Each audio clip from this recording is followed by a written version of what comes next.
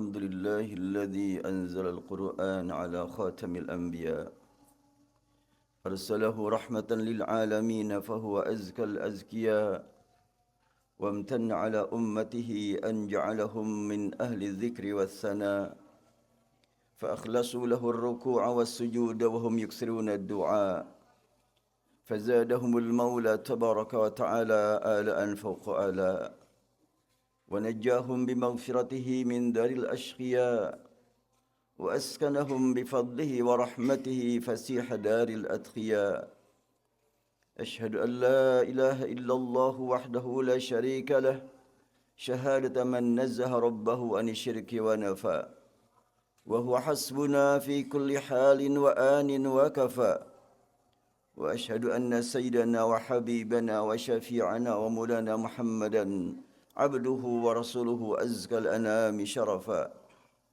صلوات الله وسلامه عليك يا سيدي يا رسول الله أنت النبي المصطفى وعلى آلك وأصحابك أهل الصدق والوفاء ومن اتبعهم بإحسان إلى أن يرث الله الأرض ومن عليها بحيث لآثاره مقتفى أما بعد فمن آياته البينة قوله تبارك وتعالى يا أيها الذين آمنوا اتقوا الله وقولوا قولا سديدا. Maha suci Allah Subhanahu wa taala yang memelihara nikmat iman dalam kalbu kita. Kita yakin saat ini Allah melihat di mana kini kita berada. Allah menyaksikan apa yang sudah kita kerjakan selama bulan Ramadan. Dan tidak lama lagi dunia akan menyaksikan bahwa umat Islam memang umat yang betul-betul terbesar, termaju perhatian kepada seluruh umat manusia. Hari Raya Idul Adha membuktikan bahawa umat Islam di samping dekat dengan Allah, dekat dengan makhluknya. Umat Islam di samping rajin menghadap kepada Allah dan juga bekerja yang berguna bagi seluruh umat manusia. Allah tegaskan wa'adzim fin nasi bil hajj ya'tuka rijalan wa ala kulli dhamirin ya'tina min kulli fajjin 'amiq liyashhadu manafi'a lahum. Allah juga tegaskan wal budna ja'alnaha lakum min sya'irillahi lakum fiha khair. Bulan Zulhijjah membuktikan bahawa umat tauhid, umat yang paling perhatian kepada seluruh umat manusia. Di seluruh dunia umat Islam tampil sebagai yang berbagi, menyediakan makanan bukan hanya untuk saudara-saudara seiman. Al-Quran menegaskan wal budna ja'alnaha lakum min sya'airillahi lakum fiha khair. Binatang besar itu sebagai bukti-bukti kekuasaan Allah. Apabila sudah siap didistribusikan, bagikan kepada siapapun, baik yang kaya ataupun yang miskin, yang mengharapkan ataupun yang tidak mengharapkan, yang dekat ataupun yang jauh. Ini memberikan makna bahawa harta umat Islam ada yang dikhususkan untuk dirinya, untuk keluarganya, ada untuk seluruh umat tauhid, dan ada juga yang disiapkan untuk seluruh umat manusia termasuk orang yang tidak seagama. Melalui ibadah berkurban, umat Islam penuh perhatian kepada semua umat manusia. Kalaulah ada orang yang senantiasa mencari-cari celah untuk menghina umat Islam, untuk memecah belah umat Islam, upaya tersebut tidak akan berhasil. Khususnya serangan diarahkan kepada pelayan jamaah haji di tempat yang sudah Allah sediakan, yaitu para ulama dan zu'ama di Saudi Arabia terus-terusan mendapatkan serangan fitnah dari berbagai pihak dengan tuduhan Wahabi, dengan tuduhan anti Iran, anti Palestina, mendukung Israel, mendukung Amerika. Semuanya itu pasti didengar oleh mereka. Namun mereka tidak pernah terpengaruh dengan kalimat-kalimat tersebut. Karena mereka sedang sibuk mempersiapkan diri melayani hamba-hamba Allah yang akan melakukan tawaf, sa'i dan wukuf serta melempar jamarat. Ini yang lebih penting untuk mereka perhatikan. Ini yang lebih penting untuk mereka prioritaskan. Mereka siapkan fasilitas untuk para tamu Allah yang berkunjung ke tempat sana. Jutaan manusia yang datang pada bulan Ramadan yang lalu. Demikian dipadatkan Mekah dan Madinah Dan tidak lama lagi Mekah dan Madinah akan dipadati oleh para tamu Allah yang sudah menunggu, ada yang 10 tahun, ada yang 20 tahun untuk mendapatkan giliran berkunjung ke tempat sujudnya Rasul, ke tempat rukuknya Rasulullah. Mereka berjuang ingin menikmati ruku dan sujud di tempat ruku dan sujudnya Rasulullah, di tempat ruku dan sujudnya hamba-hamba pilihan Allah sejak zaman Nabi Adam sampai hari kiamat tiba. Kalaulah sering diungkapkan oleh pihak-pihak tertentu, Arab sekarang tidak lagi takut kepada Allah. Mereka lebih takut kepada Amerika. Kalimat itu terdengar oleh para ulama di sana, terdengar oleh para pemimpin di sana, tapi mereka tidak akan tertarik untuk menjawab kecuali dengan amal perbuatan yang berguna bagi hamba-hamba Allah yang berkunjung ke tempat sana.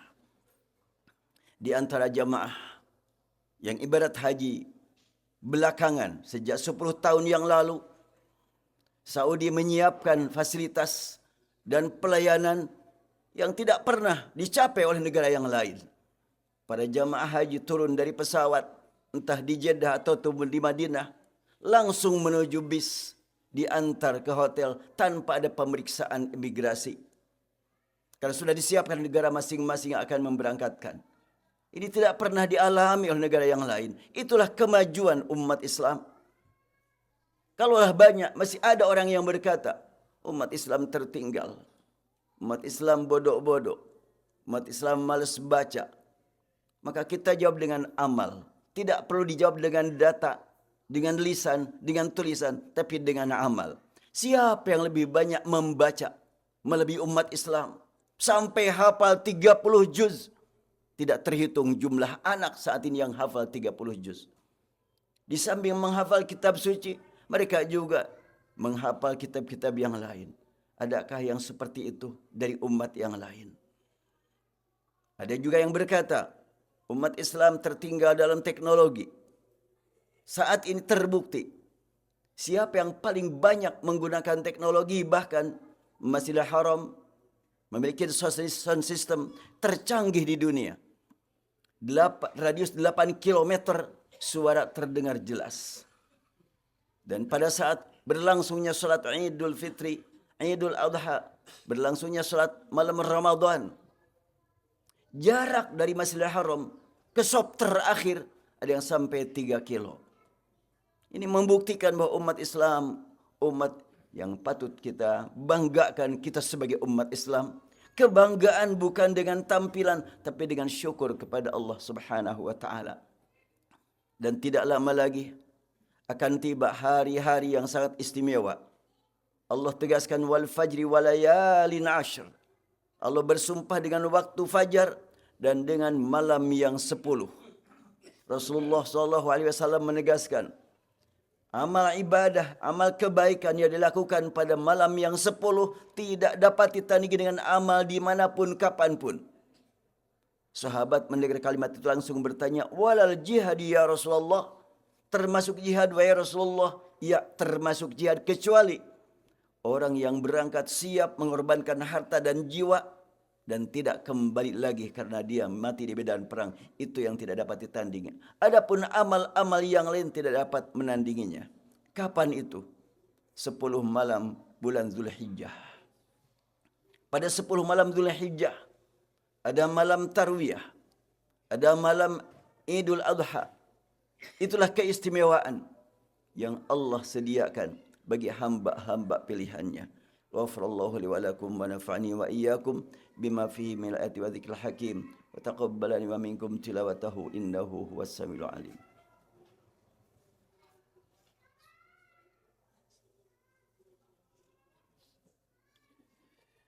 Alhamdulillahi rabbil alamin hamdan yuwafi ni'amahu wa yukafi mazidah. Asyhadu an la ilaha illallah wahdahu la syarika lahu wa asyhadu anna Muhammadan abduhu wa rasuluh. Qala ta'ala inna a'tainakal kautsar fasalli lirabbika wanhar inna syani'aka huwal abtar. Surah Al-Kautsar, surat yang sangat pendek, membimbing kita untuk menikmati karunia yang sangat besar, sangat banyak penggunanya, banyak kenikmatannya, banyak waktu menggunakannya. Al-Kautsar, sejak di dunia sampai di akhirat. Bagaimana supaya kita dapat menikmati Al-Kautsar? Fasalli lirabbik wanhar. Lakukan solat semata-mata mencari ridha dari Rabbmu. Wanhar, dan sembelihlah hewan untuk dibagi-bagikan kepada umat masyarakat manusia secara keseluruhan. Dua perintah untuk menikmati Al-Kautsar. Satu perintah yaitu solat. 5 waktu kita laksanakan setiap hari. Bahkan ditambah dengan solat-solat sunnah. Wanhar, dan berkurbanlah. Perintah sejajar dengan solat. Orang berbicara tentang hukum itu bab lain. Tapi perintah dari Allah untuk berkurban sejajar dengan perintah solat. Dilaksanakan hanya 1 tahun 1 kali. Dan solat diperintahkan 5 kali dalam sehari. Dilaksanakan. Tapi mengapa banyak orang yang menganggap ringan terhadap perintah berkurban, walaupun hanya 1 kali dalam 1 tahun? Tampaknya ada yang perlu diperbaiki pemahamannya. Banyak orang yang menganggap bahwa berkurban adalah merupakan perintah yang tidak bisa dilaksanakan oleh semua orang karena berat. Rasulullah SAW disaksikan para sahabat. Jabir bin Abdullah berkata, "Shallaitu ma Rasulillah SAW yaumal adha, falamma qada khutbatahu, nazala min minbarih, fa'ata bikabshin, fadhabahahu biyadih, wa qala bismillahi Allahu akbar, hadha anni wa amman lam yudahhi min ummati." Jabir bin Abdullah berkata, ketika aku ikut solat bersama Rasulullah pada hari Idul Adha bil Musalla, selesai Rasulullah menyampaikan khutbah, beliau turun dari mimbar dan menuju kambing yang sudah disiapkan. Beliau ambil seekor domba, lalu beliau sembelih sambil mengucapkan Bismillahi Allahu Akbar. Ya Allah, hewan ini aku kurbankan atas namaku dan atas nama umatku yang belum berkurban. 1 ekor untuk jumlah yang tidak dibatasi. Ini jelas sekali hadisnya. Abu Ayyub Al-Ansari ditanya. Abu Ayyub sahabat Nabi yang sangat dekat kepada beliau ditanya, "Kaifa kanatid dhahaya ala ahdi Rasulillah?" Bagaimana praktik berkurban pada zaman Rasulullah masih hidup? Beliau menjawab, "Kana rajul yudhahi bisyati anhu wa an ahli baitih, fayakuluna wa yut'imun fatabahan nas." Pada zaman Rasul, seseorang biasa menyembelih seekor domba sebagai kurban atas nama dirinya dan semua keluarganya. Dan mereka makan bersama, kemudian mereka bagikan kepada masyarakat. Masyarakat pun merasakan bahagia. Kalau memperhatikan hadis ini, tentunya tidak ada alasan untuk berkata, "Aku tidak mampu membeli seekor domba untuk berkurban. Keluargaku 10 orang atau 5 orang, harus 5 ekor. Itu adalah pemahaman yang perlu ditinjau kembali. Dan hadisnya jelas. Namun karena belum masyarakat, seakan-akan ini adalah merupakan hal yang tidak sesuai dengan kebiasaan. Kita tentunya memahami sekian banyak yang senantiasa menyediakan hewan kurban, baik sapi ataupun domba. 1 ekor kambing untuk 1 orang, sapi untuk 7 orang, itu berkaitan dengan pemahaman terhadap praktek hadyu, motong hadyu, haji tamattu, haji qiran atau dam, itu 1 ekor domba untuk 1 orang. Tapi kurban untuk seluruh umat manusia, Rasulullah SAW menegaskan, "Ma'amila adamiyun amalan yawman nahri ahabbu ilallah bisyai'in ma'amila ahadun amalan yawman nahri ahabba ilallah bisyai'in min ihraqid dam." Tidak ada satu amal yang dilakukan Bani Adam pada hari Idul Kurban yang lebih Allah cintai melebihi mengalirkan darah hewan yang dikurbankan. Bahkan ditegaskan, "Wa innaha la ta'ti yaumal qiyamah biquruniha wa asy'ariha wa adlafiha." Hewan yang dikurbankan memiliki kedudukan yang sangat istimewa. Nanti hadir akan menjadi saksi. Saksi buat yang berkurban bahwa betul-betul orang ini adalah cinta sunnah Rasul. Domba atau sapi akan tampil lengkap dengan anggota sewaktu dia disembelih.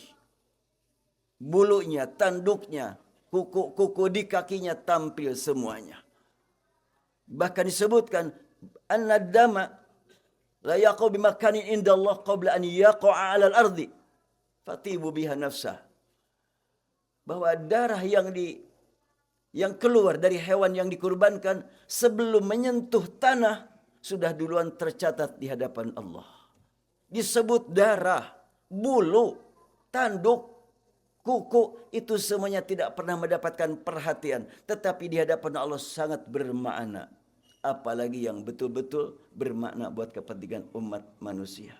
Hamba-hamba Allah, kita berharap semoga hari raya Idul Adha sekarang lebih membuktikan kepada dunia bahwa umat Islam tidak lagi disebut-sebut tertinggal, tapi termaju dan paling perhatian kepada seluruh umat manusia dengan hewan kurban. Hanya kepada Allah kita berharap semoga amal ibadah yang sudah kita lakukan diterima oleh Allah, dan sekiranya kita masih punya usia sampai Ramadan mendatang, semoga Allah berikan kepada kita kemampuan menjaga hasil ibadah Ramadan yang lalu.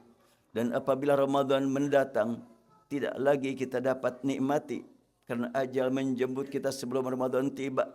Semoga Allah terima amal ibadah kita dan Allah curahkan ampunan rahmat kepada kita semuanya. Allahumma salli wa sallim ala sayyidina wa habibina wa syafi'ina maulana Muhammad. Wa sallim radhiyallahu tabaraka wa ta'ala an kulli sahabati Rasulillah ajma'in. Ya Rahmanu ya Rahim. Ya Alimu ya Alimal ghaibi wasyahadah. Ya Allah Tuhan kami, hanya Engkau yang Maha tahu apakah semua kami yang hadir tepat ini saat ini akan bertemu lagi dengan Ramadan mendatang, atau Ramadan yang lalu merupakan Ramadan terakhir. Ilahana ya Tuhan kami, sekiranya benar-benar Ramadan yang lalu Ramadan terakhir bagi kami. Kami mohon ya Allah, Engkau berikan kepada kami curahan ampunan rahmat dan ridha. Kami belum mampu memanfaatkan kesempatan terbaik dengan amal terbaik ya Allah. Masih jauh kami mencapai derajat muttaqin, masih jauh kami mencapai derajat ahlul Quran. Namun demikian kami tidak akan putus asa. Tidak ya Allah, kepada siapa lagi kami berharap kalau bukan kepada Engkau. Ampuni dosa kami, limpahkan rahmat-Mu kepada kami, kepada orang tua kami, kepada semua hamba-Mu yang beriman, dan curahkan ampun rahmat kepada semua orang yang beriman padamu, beriman kepada kitab suci-Mu, beriman kepada nabi-nabi-Mu, rasul-rasul-Mu. Ya Allah ya Rahman ya Tuhan kami, kapanpun ajal menjemput kami mohon ya Allah, jangan Engkau biarkan kami mengembuskan nafas terakhir kecuali dengan meraih nikmat husnul khatimah. Selamatkan kami dari bahaya su'ul khatimah. Rabbana atina fid dunya hasanah wa fil akhirati hasanatan wa qina adzabannar. Walhamdulillahi rabbil alamin. Inna Allah ya'muru bil adli wal ihsani wa ita'i dzil qurba wa yanha 'anil fahsya'i wal munkari wal baghi. Ya'idzukum la'allakum tadhakkaruna wa la dzikrullahi akbar. Astaghfirullah li wa lakum.